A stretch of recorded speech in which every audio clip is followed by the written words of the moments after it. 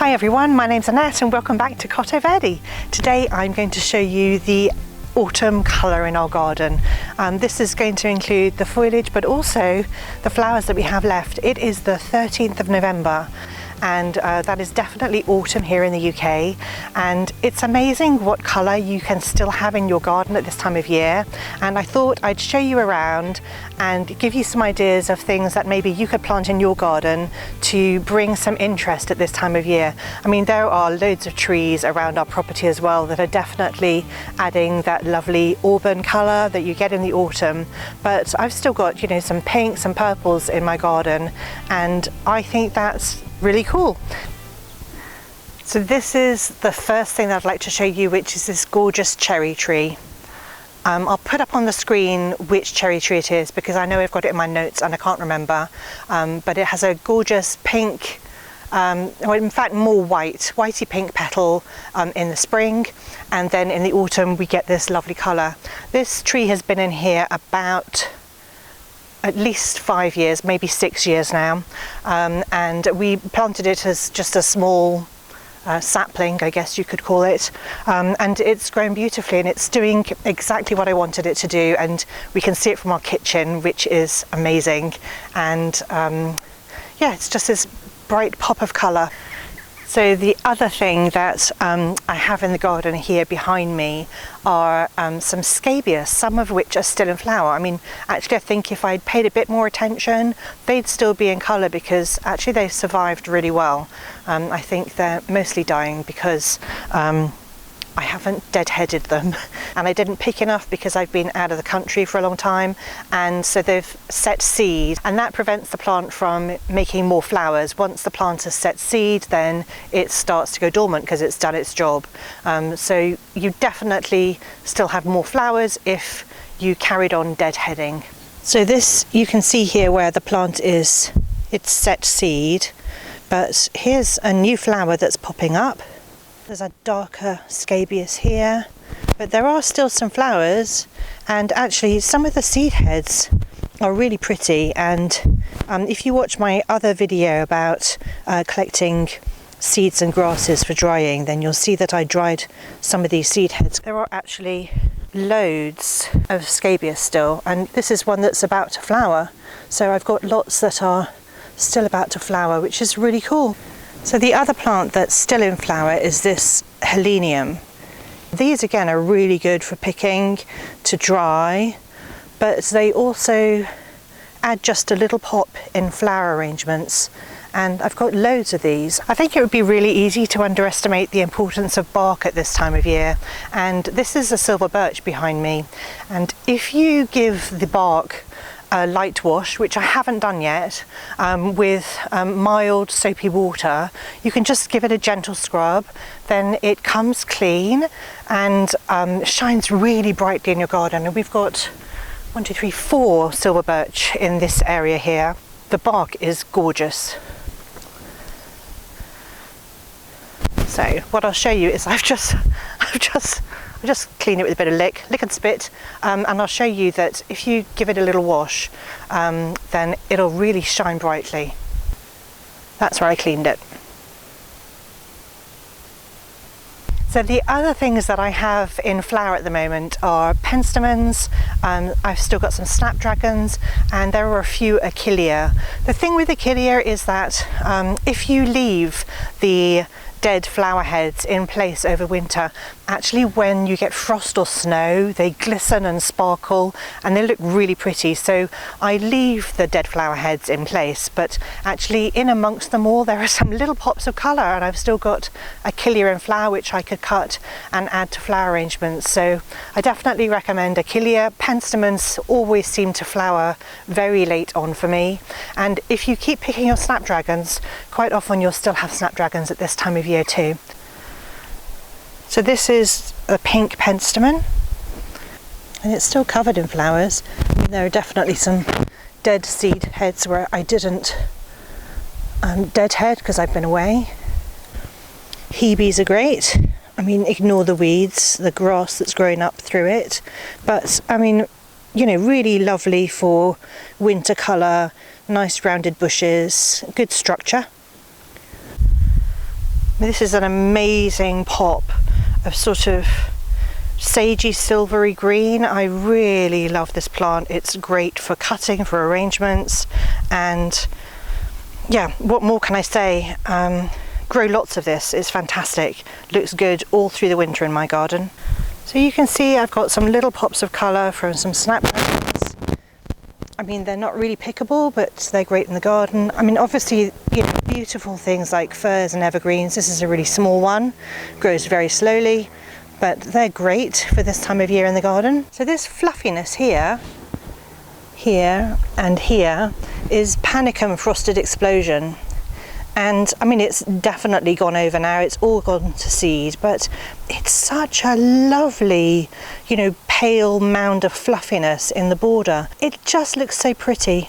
And then you can see some more snapdragons in the distance here. So yeah, snaps are still going. I mean, they look ropey.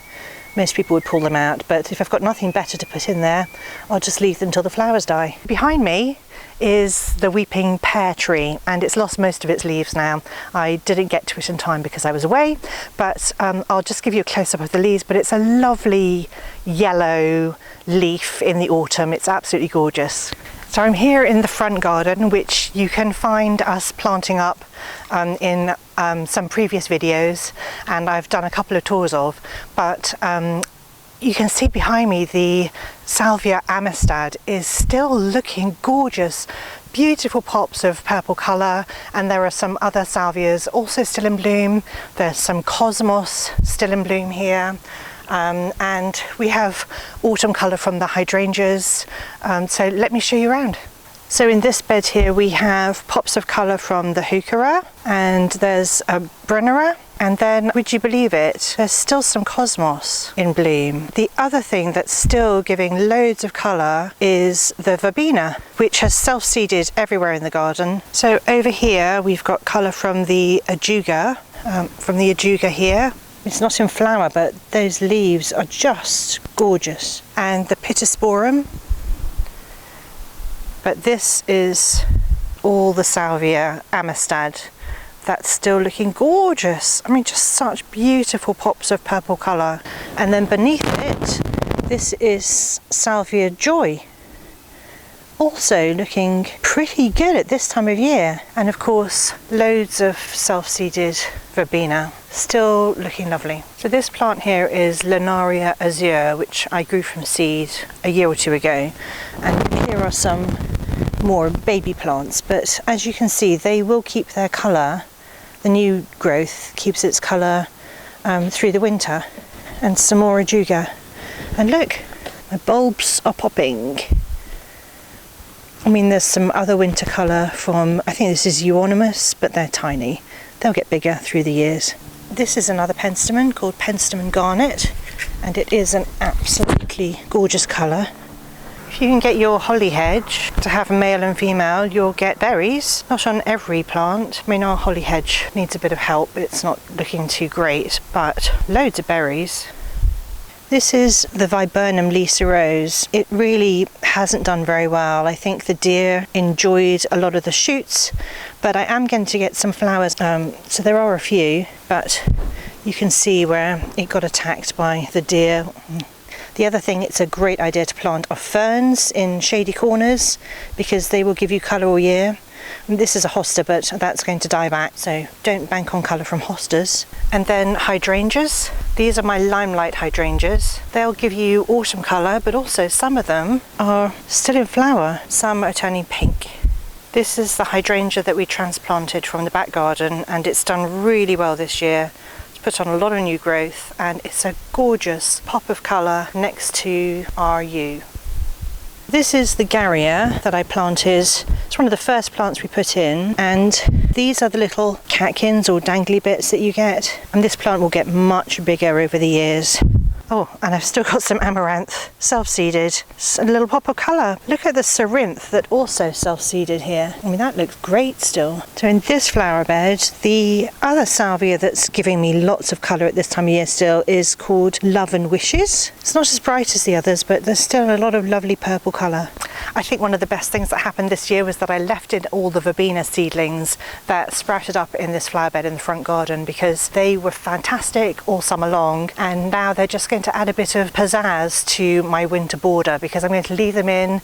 It's good for all the birds and the insects, and when the frost lands on them, they just look sparkly and lovely. So the other area where I've got loads of colour is the pots.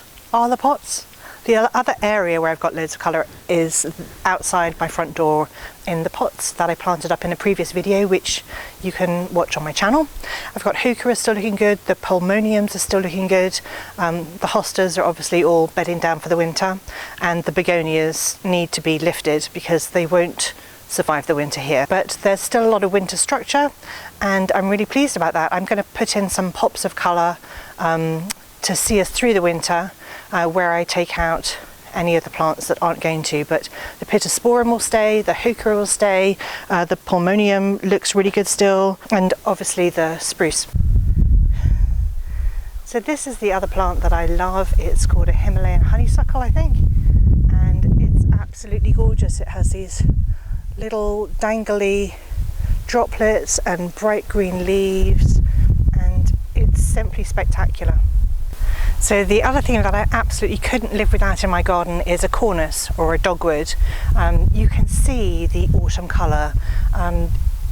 It looks like nothing pretty much most of the year. They get tiny little flowers, but it comes into its own in the autumn and the winter, because in the autumn you get this fabulous colour, and then through the winter you get orange or red stems depending on which dogwood you buy or which cornus you buy. You can have these bright fiery orange or red stems.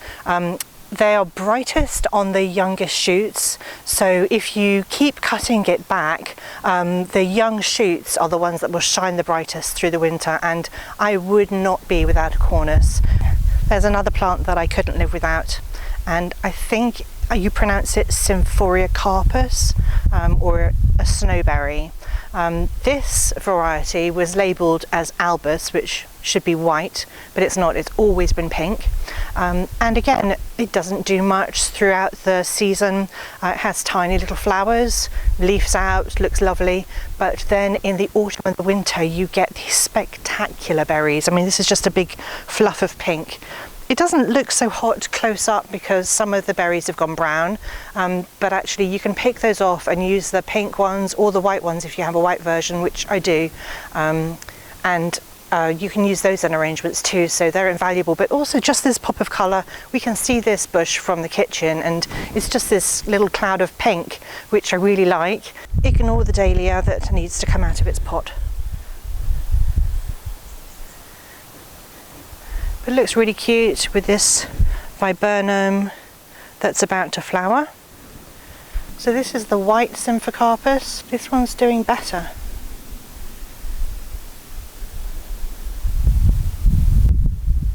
And then don't forget that your hydrangeas will give you structure through the winter if you choose to leave the flower heads on. This is a flowering currant. Rebes, I think it's pronounced. I don't know which one. I think it was just labelled Rebes, so it's just a basic flowering currant. It gives you great autumn colour, and for some reason though this particular plant is covered in aphids, and so where I would normally be able to use it as greenery for flower arrangements, I can never use it because it's always covered in aphids. But actually for autumn colour at this time of year, it's amazing. You can't see any of the aphid damage, and it's definitely like a nice pop of colour in the garden. I'm back here on the patio where we planted the Cursus ilex earlier on this year, and they're doing really well, and they're going to provide great structure throughout the winter months. They'll still have the leaves because they're evergreens, so the colour's not as important for me, but the structure will be invaluable. But I really wanted to point out the self-seeded Panicum frosted explosion that I've got. I could have pulled these seedlings out really easily, but I chose not to. I left them in, and we've enjoyed the grassy texture all through the summer, but now it's got this sort of golden frothy glow, and I love it. I really love it. It appeals to me so much. So I think I might leave it in instead of pulling it out. It depends. It may annoy Richard too much because he'll want to be cleaning and sweeping the patio and stuff like that. We'll see. So I've still got colour from Verbena. Oh, there's a little blue. The Nigella seed heads are providing a little pop of white colour. The Cheshire Rose has still got quite a few buds on it. This is another Salvia. Oh, blue. This is the Deutzia, really lovely pop of bright colour. And of course, we mustn't forget the eucalyptus hedge, which has grown back to the same height and is looking really super healthy. It's going to provide some lovely cuttings for my wreaths. Well, that's it for my autumn garden tour. I hope it's given you some ideas of how to bring colour into your garden and keep it there throughout the winter. Even if it's just a bit of structure, you'll find it makes such a big difference. I hope you've enjoyed it and found it useful. Thank you so much for joining me, and I'll see you all next time.